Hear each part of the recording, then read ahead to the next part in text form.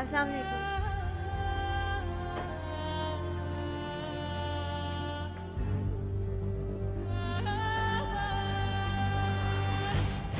बाबा आप? तो ये है वो फार्म हाउस जहाँ टेलीफोन नहीं है, मोबाइल के सिग्नल नहीं आते। रशीद, आओ बैठो। मैंने तो ये सोचकर आपको अपनी बेटी दी थी मुमताज़ बहन कि आप हैसियत में हमसे बड़े हैं। आप मेरी बेटी को वो खुशियाँ देंगे जो मैं कम आमदनी की वजह से ना दे सका। अरे आपने तो इसकी मर्जी से जीने का हक भी छीन लिया। रशीद, बदतमीजी कर रहे हो अब तुम। नहीं मुमताज बहन, नहीं, मैं सच के सिवा कुछ नहीं कह रहा। अरे इंसान पैसे से बड़ा या छोटा नहीं होता, दिल से बड़ा या छोटा होता है, माल और दौलत से नहीं, अपने अखलाक और सकाफत से गरीब या अमीर हो। ये कहने में कोई अफसोस महसूस नहीं हो रहा कि आप इंतहाई गरीब और छोटे लोग हैं जिन्हें अपनी बेटी का रिश्ता देके बहुत बड़ी गलती की, बहुत बड़ी। चल पूछना बेटा, चल मेरे साथ। लेकिन बाबा।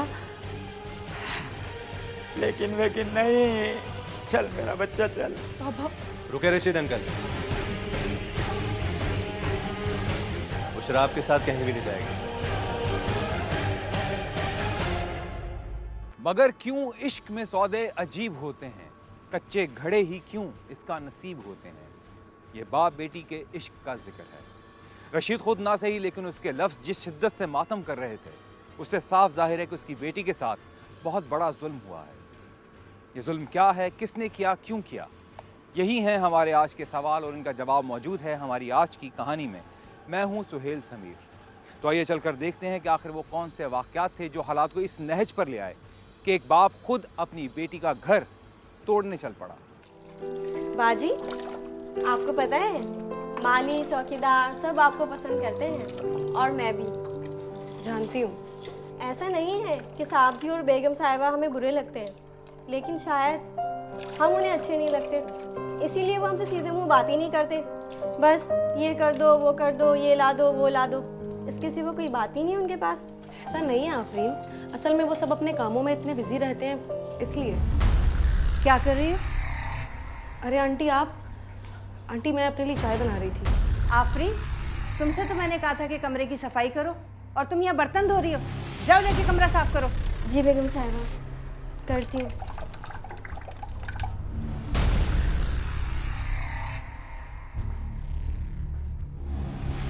तुम्हें मैंने कितनी दफ़ा समझाया कि अपना भी काम मत किया करो। अगर हम भी ये काम करने लगे तो नौकरों में और हमें फ़र्क क्या रह जाएगा। आंटी वो आफरीन बर्तन धो रही थी, इसलिए मैंने सोचा मैं अपने लिए चाय बना लूँ। अपने लिए भी नहीं। बुशरा, तुम एक बड़े घराने की बहू हो, कोई मासी नहीं हो। बड़े लोगों की तरह जीना सीखो, वरना लोग बातें बनाएंगे, समझी? जी मैं देखती हूँ, शायद अब्बू का फ़ोन होगा।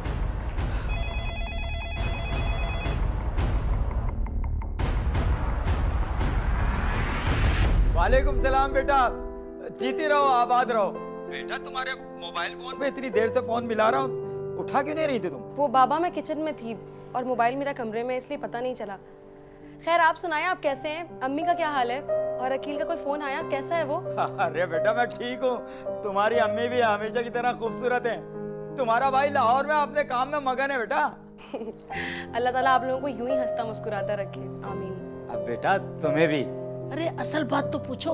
हाँ हाँ हाँ बेटा, अच्छा ये बताओ आज आ रहे हो ना फिर, या फिर पहले की तरह तुम गायब हो जाओगे? नहीं अब्बू, बस फरहाद ऑफिस से आ जाएं तो हम निकलते हैं आपकी तरफ। और हाँ, अम्मी से कहिएगा कि दही बड़े बनाना बिल्कुल मत भूलें। अरे बेटा दही बड़े ही क्या, तुम्हारी माँ ने तुम्हारी पसंद की जलेबियाँ, खीर, कुल्फी, खोए वाली और पता नहीं क्या क्या तैयार करके रखा हुआ, तुम आओ तो सही।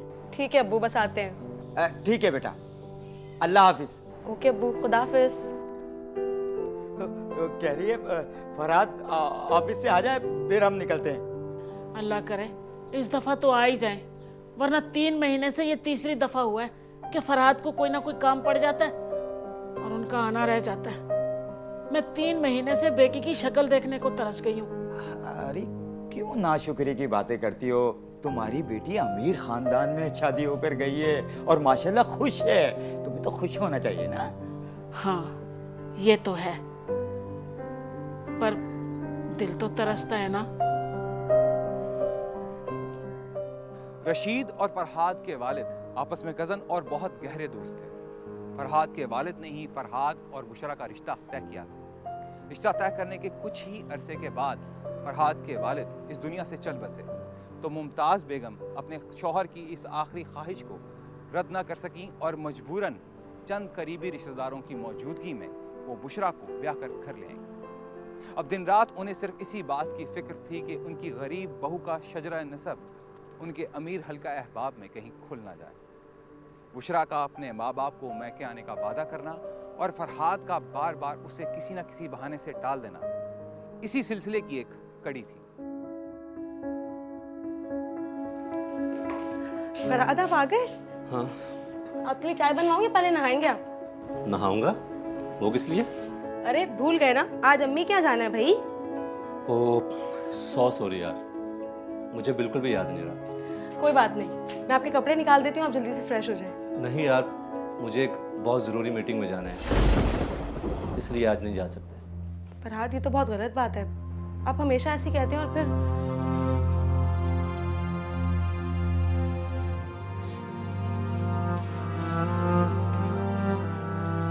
अच्छा कहा ना सॉरी, मुझे याद नहीं रहा। तुम ऐसा करो, अंकल से बात करके नेक्स्ट वीक कोई सा भी दिन रख लो, पक्का हम जरूर चलेंगे। फरहाद आप हमेशा यही कहते हैं और फिर कोई ना कोई बहाना कर देते हैं। मैं कल अम्मी को यहीं बुला लेती हूँ चाय पे। खबरदार, कभी भी ऐसी गलती मत करना। क्यों फरहाद?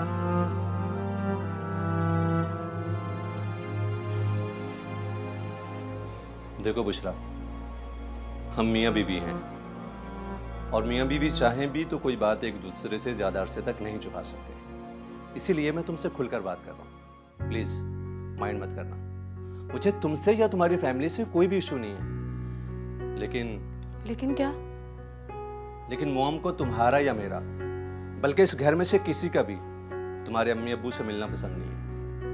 मगर क्यों फरहाद?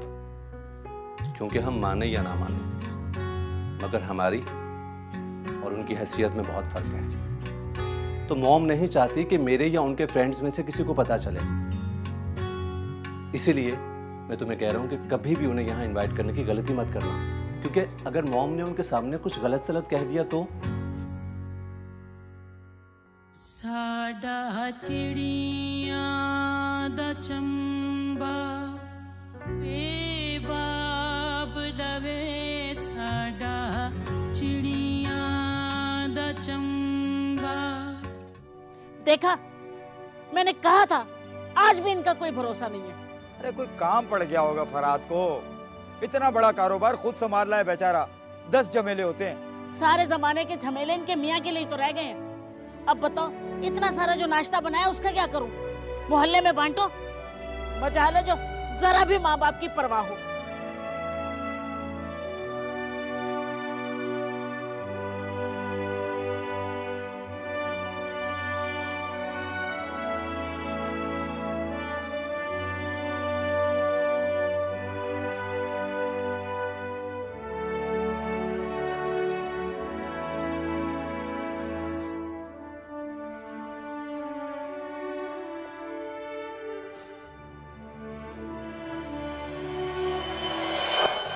जी नहीं, मुझे कोई शादी वादी नहीं करनी। हैं? क्यों भाई, आप कोई दूसरी दुनिया से उतर कर आई हैं जो शादी नहीं करेंगी? अरे भाई सब शादियां करते हैं, मैंने भी शादी की, तुम्हारी माँ ने भी शादी की। और देखो भाई, वैसे भी जो है ना, मैं जबान दे आया हूँ, अब तुम नहीं बचोगी। हाँ बाबा, मुझे कुछ नहीं पता, बस मैंने कह दिया ना, मैं आप लोगों को छोड़कर कहीं नहीं जाऊंगी। अरे पगली, बेटियां तो पराई अमानत होती हैं, इन्हें कौन सदा रख सका है जो हम रख लेंगे। बाबा, मैं आप लोगों के बगैर नहीं रह सकती हूँ, मेरा दम घुट जाएगा।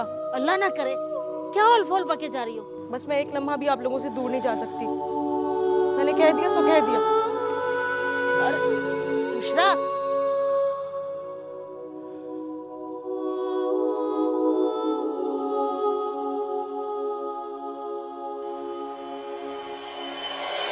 साडा चिड़ियां दा चंबा वे बाबला असा उड़ जाना, असा उड़ जाना, साडा चिड़ियां दा चंबा।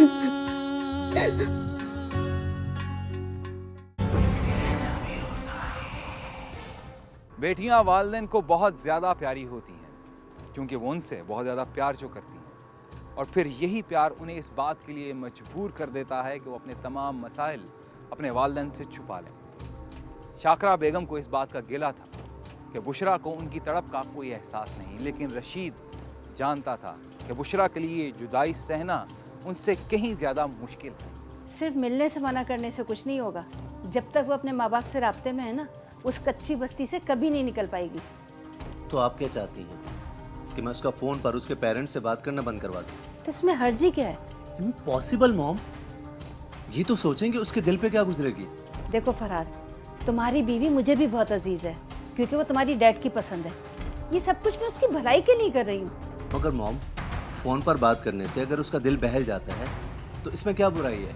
बुराई यह है कि इस तरह से तुम्हारी बीवी अपने पास से कभी नहीं निकल पाएगी। तुमने देखा नहीं किस तरह से वो हर वक्त मासियों की तरह मेरे और तुम्हारे काम करने की कोशिश करती है। ये लोअर मिडिल क्लास हरकतें ना तुमने सिखाई है ना मैंने, यकीनन उन्हीं से सीखती होगी। कुछ भी हो मॉम, मैं बुशरा पर इतनी पाबंदियां नहीं लगा सकता।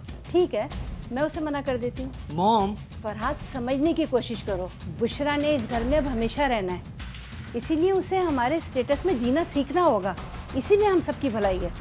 ओके, मैं उससे बात करता हूँ। That's like my good boy. सच बता बुशरा, तू खुश तो है ना वहाँ? जी अम्मी, मैं बहुत खुश हूँ। आपको पता है सब यहाँ मेरा बहुत ख्याल रखते हैं। हाँ, ख्याल रखते हैं। 3 महीने होने को आए हैं शादी को, एक दफा भी मिलवाने नहीं लाया तुम्हें। इसे ख्याल रखना कहते हैं। अम्मी अब तो खामखा परेशान हो रही हैं। उस दिन मैंने अब्बू को फ़ोन पर बताया था ना कि फरहाद की अचानक एक मीटिंग निकल आई थी।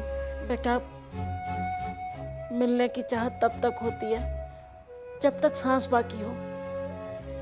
मर खप गया तो किससे मिलने आएगी फिर तू? क्या हो गया? दिमाग खराब हो गया तुम्हारे? बच्ची को क्यों परेशान कर रहे? लाओ मुझे दो इधर। ऐसी बातें क्यों करती हैं अम्मी? अगर आपको यकीन नहीं आता ना तो मैं कल ड्राइवर के साथ आ जाऊंगी आपसे मिलने। नहीं बेटा नहीं, तुम जब भी आना ना शौहर की मर्जी से उनके साथ आना है। बाबा? हाँ बेटा, शौहर की फर्माबरदारी और खिदमत ही अच्छी बेटी का पहला फर्ज होता है। जी बाबा। बाबा फरहाद आ गए, मैं आपसे फिर बात करूंगी, ठीक है? अल्लाह हाफिज।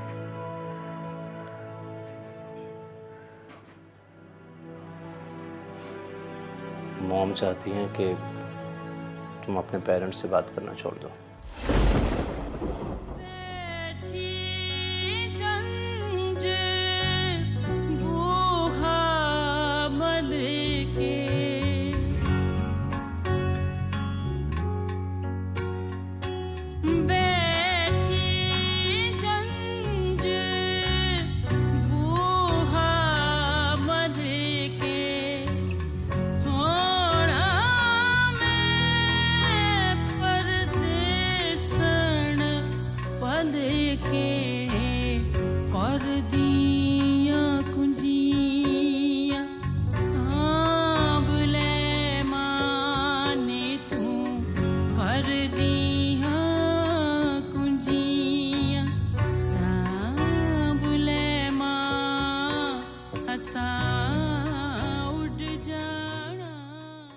अगर इस बात की हल्की सी भी भनक रशीद और शाकरा खातून के कानों में पड़ जाती तो उनकी बाकी मानदा ज़िंदगी का सुकून एक लम्हे में गारत हो जाता।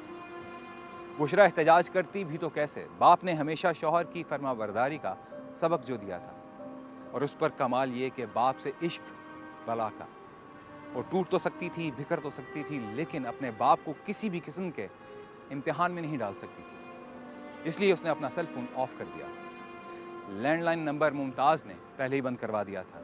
अब ऐसे में बूढ़े माँ बाप न जाने कैसे कैसे वसवसों का शिकार हो सकते थे, इसलिए बुशरा को इसका हल निकालना पड़ा।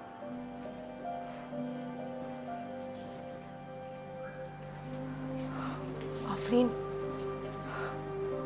आफरीन,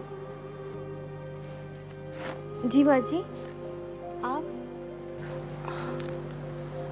आफरीन, तुम मेरा एक काम कर दोगी? जी हुक्म करें। आफरीन, ये खत मेरे बाबा तक तुम किसी तरह पहुंचा दो प्लीज़। खत? अच्छा, कल मैं किसी बहाने से जाकर उनके घर दे आऊँगी। तुम्हारा बहुत शुक्रिया। तुम आराम करो। जी बाजी।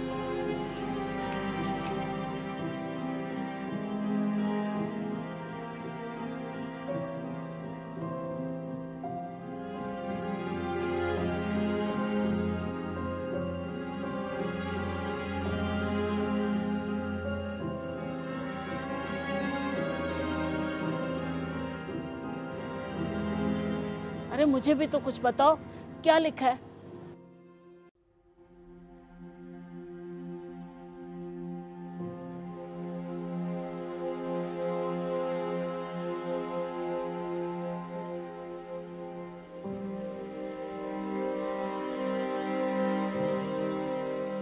मुमताज़ आंटी की तबीयत अचानक ख़राब हो गई है और डॉक्टर ने उन्हें किसी पुरसुकून जगह जाकर रहने की हिदायत कर दी।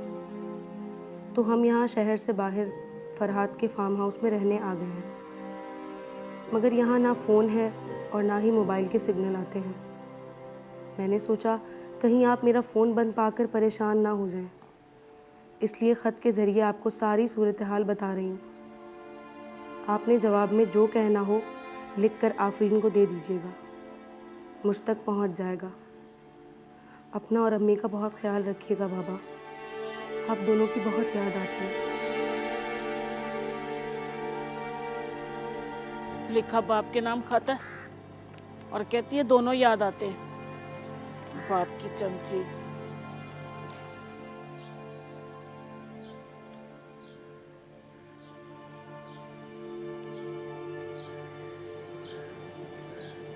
ये लो बेटी, तुम्हारा बहुत बहुत शुक्रिया।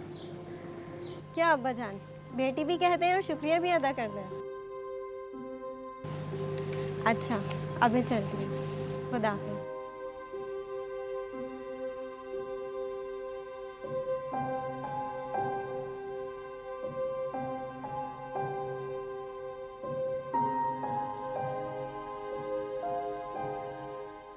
तू अपने घर में खुश है, मेरे लिए यही बहुत है। पर तेरी माँ की हालत बड़ी खराब है बेटा। हर आहट पर चौंक उठती है, हर वक्त तेरी राह तकती रहती है। जब भी मौका मिले एक बार आकर अपनी सूरत दिखा जाना, तेरी बूढ़ी माँ की आंखों को करार आ जाएगा और मेरे कमजोर दिल को भी।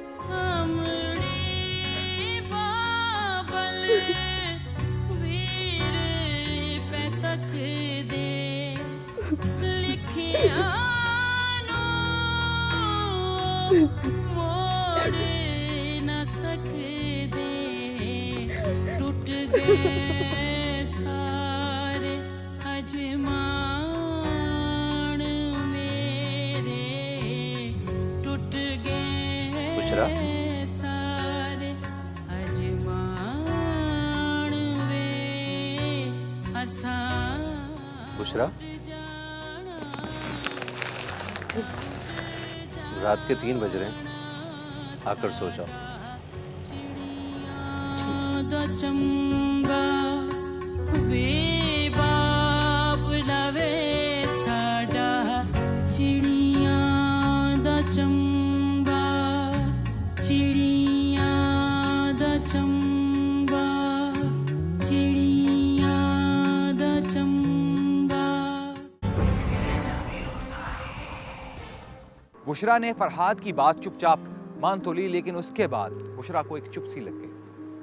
फरहाद ये बात देख भी रहा था, महसूस भी कर रहा था, लेकिन कुछ बोल नहीं सकता था।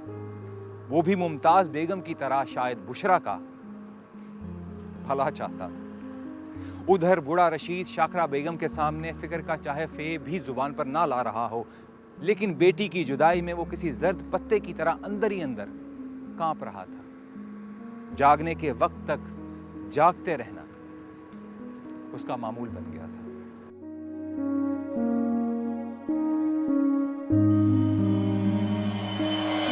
बाबा, आप मेरा ये झूला हटवा तो नहीं देंगे ना?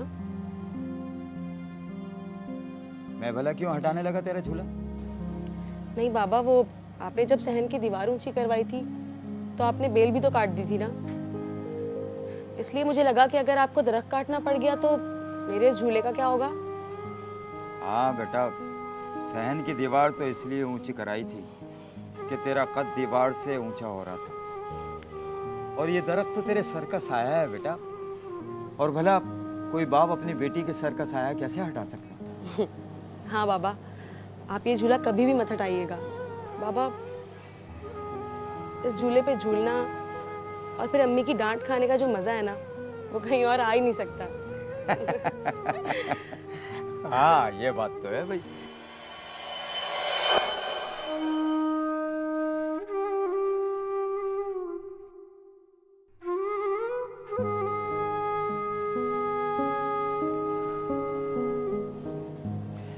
कुछ नहीं तो अपनी माँ की डांट खाने आ जा मेरा बेटा, अपनी माँ की डांट ही खाने आ जा।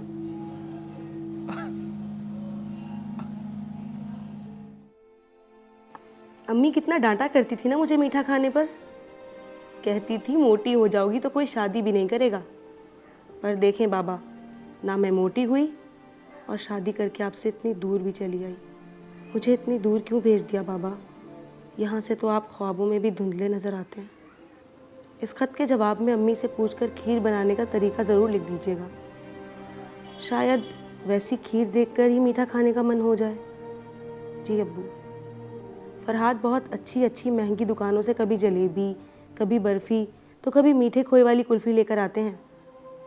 उन्हें अपनी पसंद खुद मैंने ही तो बताई थी, लेकिन पता नहीं क्यों कुछ भी अच्छा नहीं लगता। शायद उनके साथ अम्मी की वो डांट नहीं होती ना, जो मीठा खाने पर पड़ा करती थी, इसलिए। और मैंने कहा था ना मैं यहाँ बहुत खुश हूँ। हाँ, आप दोनों की थोड़ी याद ज़रूर आती है, लेकिन ऐसा हमेशा तो नहीं रहेगा ना बाबा। फिर भी रात को आप मेरे ख्वाब में इतने परेशान क्यों थे? आइंदा अगर मैंने आपको ख्वाब में भी उदास देख लिया ना, तो बहुत सख्त नाराज़ हो जाऊंगी।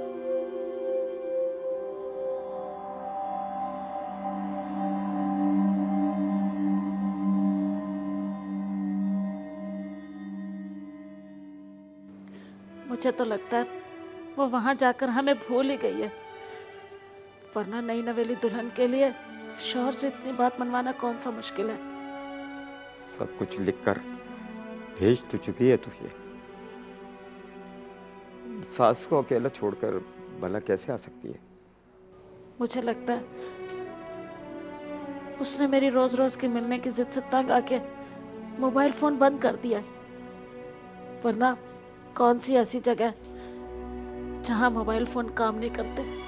वैसे खामोशी से सोने का क्या लेंगी आप शाकरा खातून? दोनों बाप बेटी एक जैसे हैं। न उसे हमारी याद आती है और ना इन्हें उसकी।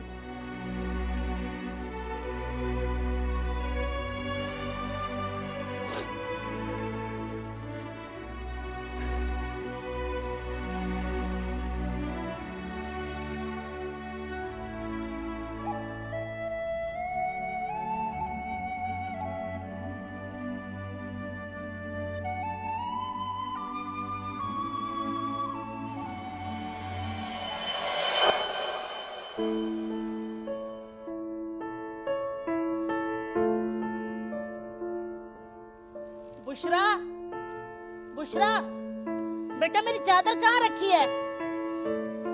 ला रही हूँ अम्मी। ले अम्मा, ये रही आपकी चादर। अरे बेटा एक जगह पे चीज रखा करो ना। अच्छा सुन, मैं बाजार जा रही हूँ सौदा लेने, तुम अंदर से दरवाजा बंद कर लेना, ठीक है? अम्मा कब तक आएंगी? जल्दी आ जाऊंगी, सौदा लेने जा रही हूँ। अच्छा अम्मा, मेरे लिए जलेबियाँ ज़रूर लेके आइएगा। लाऊंगी। ठीक है अम्मा। अल्लाह हाफिज़। बैठी जंज बूहा मल के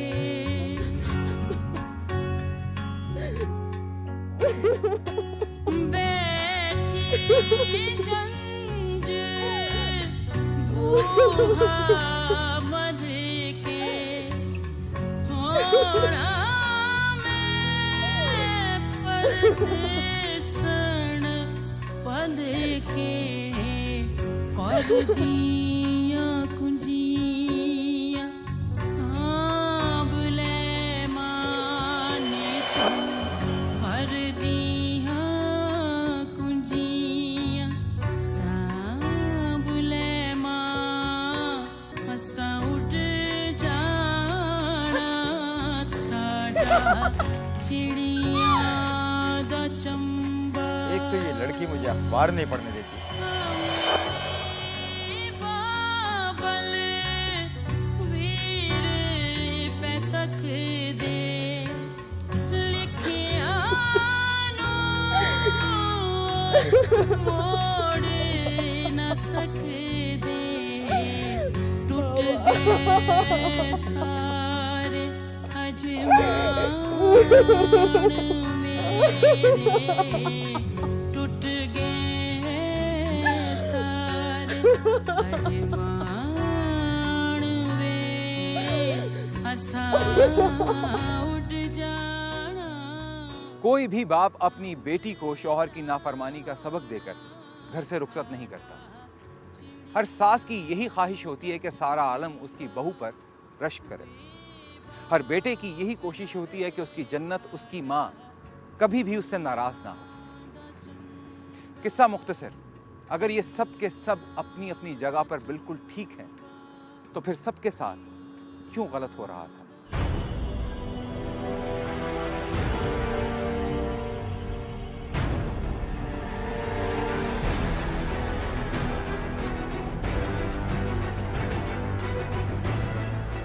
मॉम, आओ फरहाद।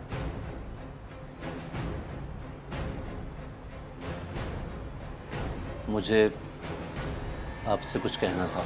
हाँ बोलो। वो मुझे बुशरा की बहुत फिक्र हो रही है। क्यों, क्या हुआ उसे?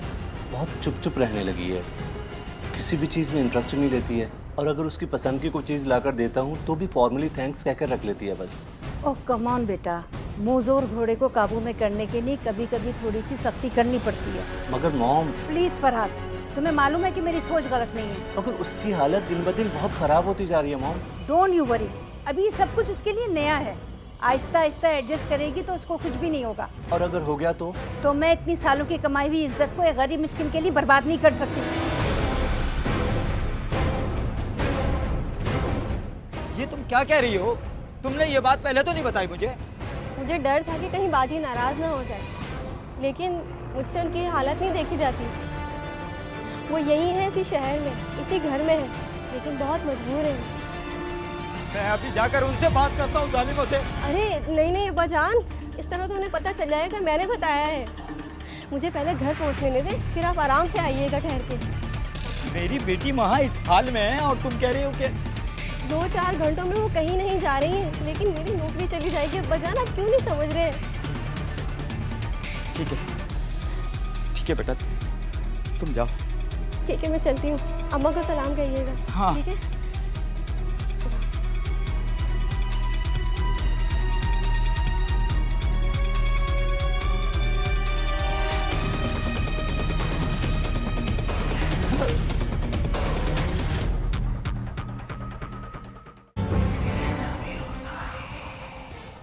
इसके बाद जो कुछ हुआ वो आप देख चुके हैं। आइए एक बार फिर से देखते हैं।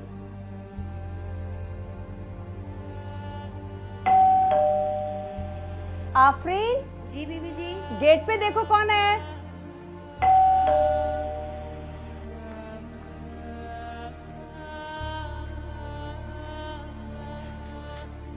अस्सलाम वालेकुम।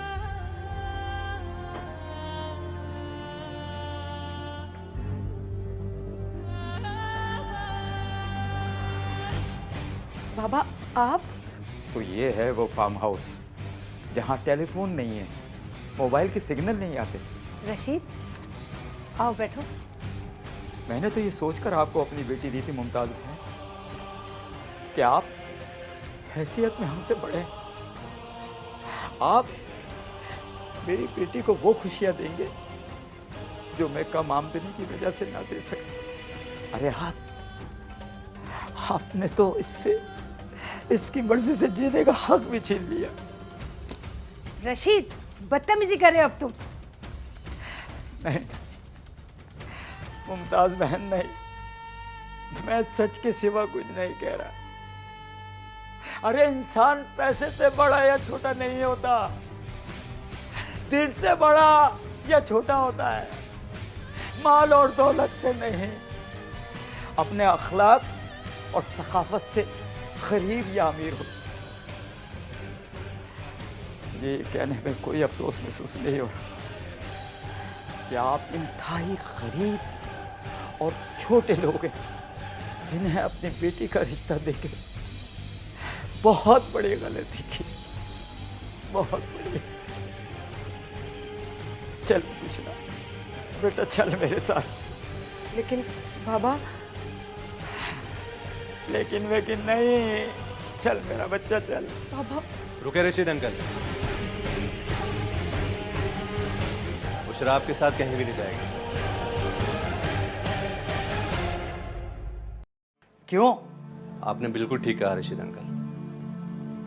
हम सिर्फ गरीब नहीं बल्कि ऐसे बेरहम लोग हैं जिन्होंने एक मासूम लड़की से उसकी ख्वाब और हंसी छीनते हुए ये तक नहीं सोचा कि इस गरीब के पास सिवाय इसके और है ही क्या। उसे जीते जी अपने माँ बाप की मोहब्बत से महरूम करते हुए हमें यह भी ख्याल नहीं आया कि इससे बड़ी दौलत दुनिया में और क्या हो सकती है। फरहाद, मुझे कह लेने दो मॉम। आपने सिर्फ अपनी जाहिरी शान और शौकत बनाए रखने के लिए एक मासूम लड़की को उसके वालिदैन से दूर रखने का जो गुनाह किया है ना, मैं भी उसमें बराबर का शरीक हूं। पर थैंक गॉड आप जितना बेहिस नहीं हूं मैं, इसलिए ये मेरा फैसला है। बुशरा यहीं रहेगी अपनी पूरी आजादी और हक के साथ, और अगर आपको कोई एतराज है तो फिर मैं भी इसके साथ जाऊंगा।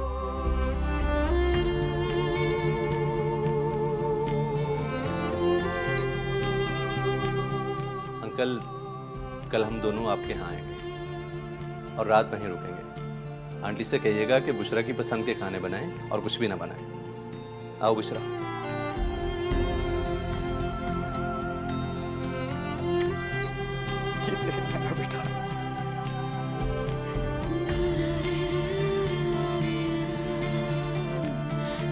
आओ बुशरा।